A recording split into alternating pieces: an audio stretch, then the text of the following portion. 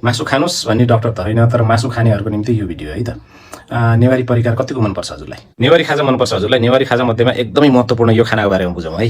मुख्यतया छाला, हड्डी र मुख्यतया जोर्नी राखेर बनाइने यो परिकारमा चाहिँ कोलाजन एकदमै बढी मात्रामा पाइन्छ र यसमा मिनरलहरूको कन्टेन्ट पनि एकदम हाइएस्ट पाइने गरेको छ।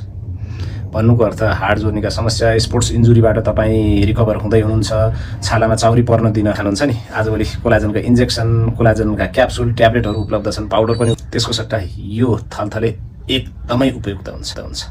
आफ्नै देशको नेवारी परिकारको सेवन पनि भयो, आफ्नो देशको कल्चरलाई पनि सपोर्ट भयो र बेफाको आर्टिफिसियल केमिकल पनि खान परेन। र त्यति मात्र होइन, यो स्किन र बोन ब्रोथबाट बनाइएको यो थलथलेमा चाहिँ मिनरल कन्टेन्ट पनि एकदम हाइएस्ट हुन्छ।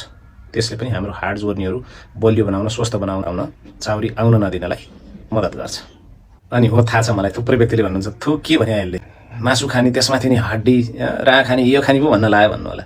अनि तपाईँहरूले खानुहुन्छ नि त्यहाँ सुपर मार्केटबाट अथवा अमेरिका, अस्ट्रेलियाबाट, युरोपबाट तपाईँका रिलेटिभहरूले लिएर आइदिनुहुन्छ नि क्यान्डिजहरू, थुप्रै चक्लेटहरू, त्यसमाथि पनि गम्मिजहरू, भिटामिनका गम्मिजहरू केबाट बनेको?